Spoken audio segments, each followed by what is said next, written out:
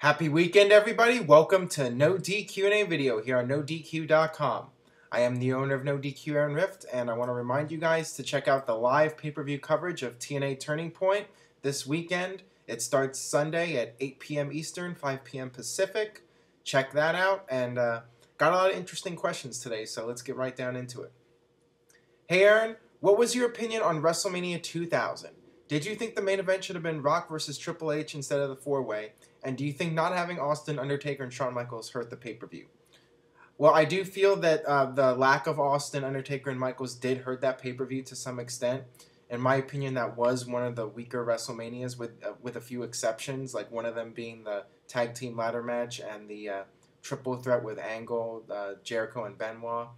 The rest of the pay-per-view, very mixed bag for me. And yeah, the main event definitely would have been better as Rock versus Triple H. The whole Mick Foley thing was just bizarre, and I don't know. The fact that they had Mick Foley retire only to come back a month later was just kind of silly. I think definitely that took away from the main event, and it was a feel-good moment having him be in. But they shouldn't have booked the retirement match. They should have done it afterwards. But and then the end with Vince turning heel made absolutely no sense, considering he had spent the last 6 months feuding with Triple H and Stephanie. Kind of mind-boggling, but it was a good period in WWE, and there were a few highlights, like I said before. Interesting question for you.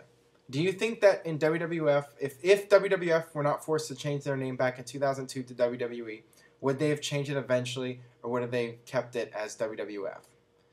If that whole World Wildlife Fund thing had not gone down, I think WWE would still be WWF today, absolutely. I mean, they haven't even changed the scratch logo besides getting rid of the F part, so they've been stuck to the Attitude Era still, and yeah, with the whole name thing, they would keep that name as long as possible. I mean, that name is what made them a worldwide phenomenon. Everyone to this day, people still your average person that doesn't really follow wrestling might call it WWF instead of WWE. It's just that that's the name that's been stuck in everybody's head going back to Hulk Hogan and then with the whole Steve Austin Attitude Era.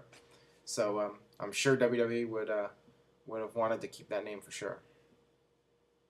Hey Aaron, I have a question for the anonymous No DQ general manager.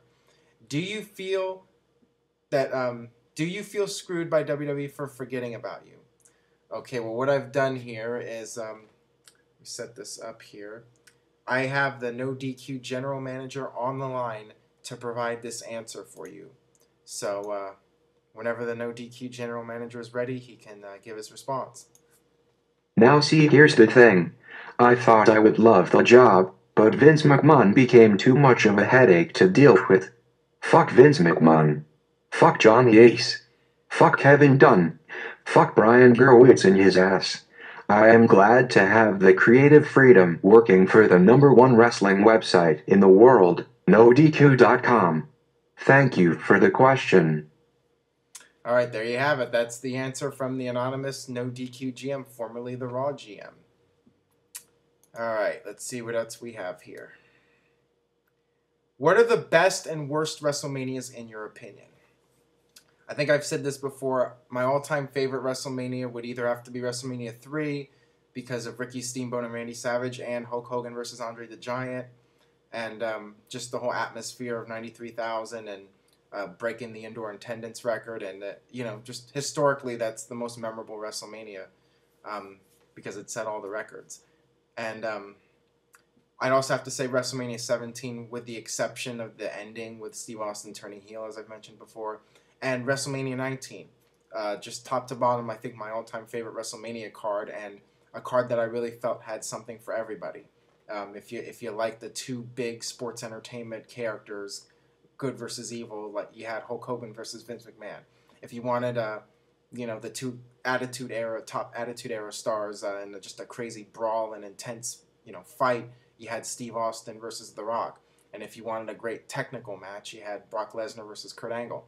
And then you look at the rest of the undercard and Shawn Michaels and Chris Jericho, and just really good WrestleMania. And the worst ones, WrestleMania 9 in Las Vegas was a disaster, and Giant Gonzalez and Undertaker, the whole Bret Hart thing with Yokozuna, and just one bad match after another at that WrestleMania. And then WrestleMania 11 was one of the worst ones. Just I don't even remember any good matches on that entire show. Even Bret Hart versus Bob Backlund was a huge disappointment. So was Shawn Michaels versus Diesel. I mean, it was an okay match, but that could have been a lot better. And yeah, everyone wanted Shawn to win the title at the time too, and it didn't happen.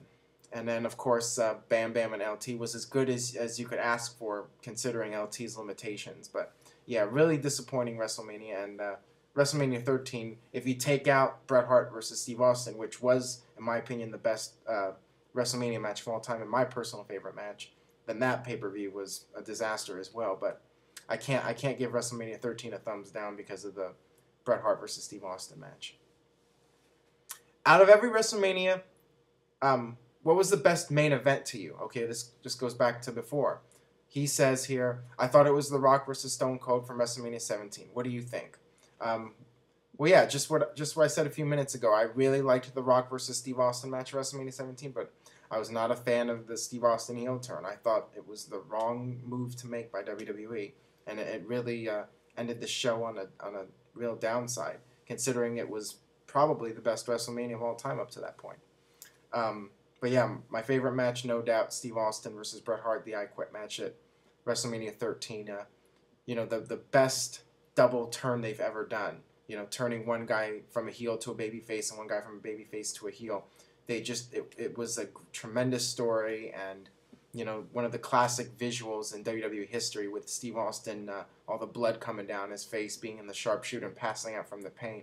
Just, it's something, if you saw it, you're never going to forget it. Is there any chance of another Triple H heel turn?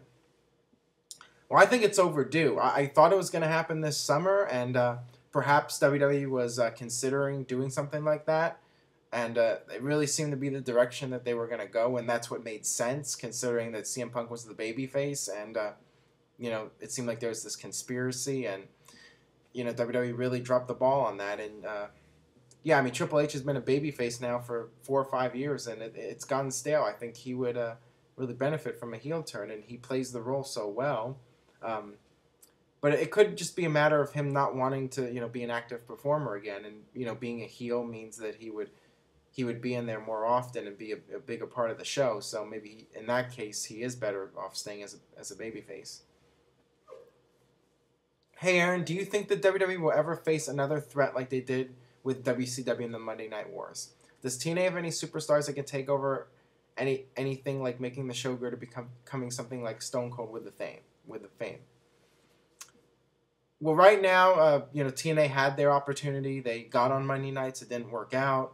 And right now, from what we can see in the immediate future, that it doesn't appear like that TNA is ever going to come close to WWE's level. But all it takes is one guy getting really hot, and TNA's fortunes can turn around. WWE was really struggling in 96, 97, but when Steve Austin, you know, just bursted onto the scene, it turned their fortunes around very quickly. So all it takes is one guy, one hot storyline, one hot character, and TNA could be right back into things.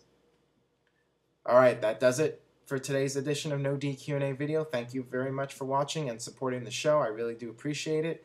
Keep subscribing, keep spreading the word. YouTube.com/NoDQCAW. My question for you guys is, do you think Triple H should turn heel? Or do you think he's better off staying as a babyface? Let me know what you think. Give me some possible storyline ideas you might have for Triple H. And on that note, we'll see you next time.